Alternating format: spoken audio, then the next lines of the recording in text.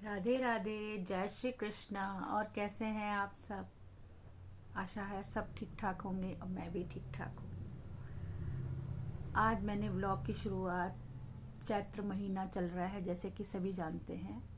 और ये महीना जो होता है हमारे पहाड़ियों में बिटोली के त्योहार के रूप में भी मनाया जाता है। इसमें बिटोली मतलब पेरेंट्स जो होते हैं, माँ बाप भाई जो होते हैं, वो अपनी बेटी के घर जाते हैं और उन उसको खाना पान या पकवान वगैरह जो भी उनसे पैसा जो भी बन पड़ता है वो देते हैं। कई लोग आजकल क्या करते हैं कि वो जी पे कर देते हैं, क्योंकि बेटियां दूर होती हैं तो उनके यहाँ कुछ ऐसा तो नहीं हो सकता, और जो गिफ्ट्स होते हैं वो भिजवा देते हैं। पर पुराने ज़माने में ऐसा नहीं होता था। पुराने ज़माने में जब बहुत दूर दूर बेटियां भी आई होती थी तो न कम्युनिकेशन के साधन थे, ना कोई ऐसा मीडिया का वो था। तो जो भाई होते थे, तो पप्पा लोग होते थे, वो अपनी बेटी से मिलने के लिए जाते थे और उसके लिए कुछ ना कुछ खाना पकवान कपड़े लत्ते जो भी उनसे बन पड़ता था वो ले जाते थे। आज जो मैं त्यौहार है, बिटौली का जो त्यौहार है, जो भेंट देने वाला त्यौहार है, जो पेरेंट्स की तरफ से दी जाती है अपनी बेटी को, उसके बारे में आपको मैं कुछ बताना चाहती हूँ। बिटौली की भी एक कहानी सुनाई जाती है, एक लोक कथा है ये कि भाई बहन हैं एक पुराने ज़माने में। तो उनका उसका नाम देबुली बहन का और भाई का नाम नरिया रहा करता था। दोनों भाई बहन आपस में एक दूसरे से बहुत प्यार करते थे और एक दूसरे से सभी बच्चे आपस में भाई बहन एक दूसरे से प्यार करते हैं। तो फिर क्या हुआ कि जब देबुली बड़ी हुई तो पापा ने उसकी शादी कहीं दूर देश में कर दी, जहाँ पे कि वो जाना आना थोड़ा असंभव होता था। और नरिया बहुत याद करा करता था और देबुली भी, क्योंकि पहाड़ में बहुत पुराने ज़माने में ऐसा होता था कि जो काम जो होते थे वो बहुत ज़्यादा हुआ करते थे। आजकल तो ज़्यादा काम है नहीं, क्योंकि इलेक्ट्रॉनिक के सारे साधन उपलब्ध हैं। तो ज़्यादा काम किसी के होते नहीं हैं ना, कोई खेत वेत कमा खाता है आजकल, बहुत कम लोग ऐसा करते हैं। तो वो नरिया अपनी बहन को बहुत याद करता था और उसकी मम्मी उसको देखती थी कि भाई मेरा बच्चा बहुत याद करता है अपनी बहन को। तो एक दिन क्या हुआ कि नरिया को उसकी मम्मी ने कहा कि तुम बहन से मिलने जाना। और तो नरिया बहुत खुश हुआ। वहाँ बहन भी बहुत याद करती थी अपने भाई को, छोटी छोटी चीज़ों में, छोटी छोटी चीज़ें उसको पुरानी पुरानी बातें याद आती थी और अपने भाई को बहुत याद करके वो बेचारी रोया करती थी। इसके पीछे भी एक कविता है जो कि मेरे पति देव आपको कभी सुनाएंगे। मैं इसमें अपलोड करूँगी, आपको कविता एक अपलोड करके दूँगी।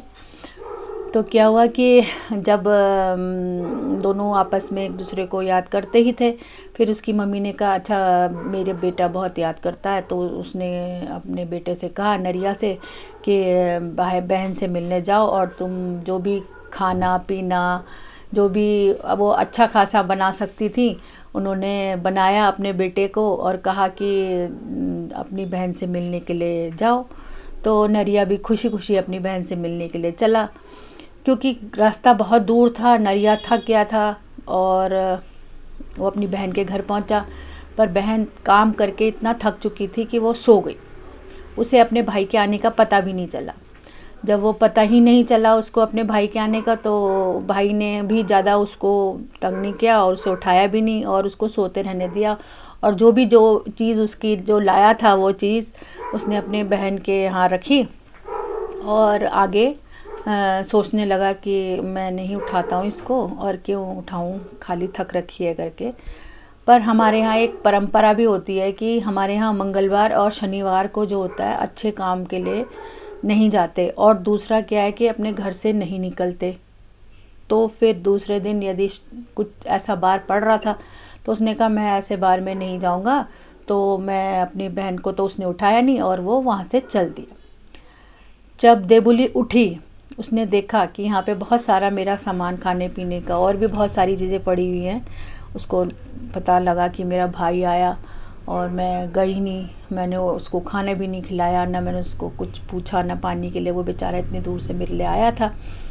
पर फिर क्या करती, वो बेचारी रोने लगी, रो रो करके। ऐसा कहा जाता है कि उसने अपने प्राण त्याग दिए और वो अगले जन्म में फिर एक घुघुती के रूप में पैदा हुई। तो घुघुती के रूप में वो एक आजकल घुघुती भी ऐसा बोलते हैं कि घुघुती ऐसा गाती है। एक पहाड़ी है, मैं भूको भय भूको मैं सीती, भय भूको मैं सीती, वो ऐसा बोलती है। भय भूको मैं सीती का मतलब ये आता है भाई तो मेरा भूखा रह गया और मैं खाती रह गई और मेरा भाई बेचारा ऐसे ही चला गया और मैंने उसकी कोई खातिरदारी भी नहीं कर पाई। बस ये परंपरा चली आ रही है और इसी परंपरा को निभाते हुए हर पहाड़ी जो होते हैं वो अपने बेटियां जो है इस चैत्र के महीने में अपने पेरेंट्स की राह तकती हैं कि मेरे लिए कुछ अच्छी अच्छी चीज़ें आएंगी, अच्छी बिटौली आएगी, जो भी पेरेंट्स दे सकते हैं तो वो राह तकती हैं। आज भी पहाड़ में लोग राह देखते हैं, बेटियां राह देखती हैं कि मेरे घर से कोई आएगा और मेरे को भेंट करेगा, भेंट करने आएगा और मुझे अच्छी अच्छी भेंटें लाएगा। इसी परंपरा को बनाए रखते हुए आज मैं अपनी मम्मी के घर भी जा रही हूँ।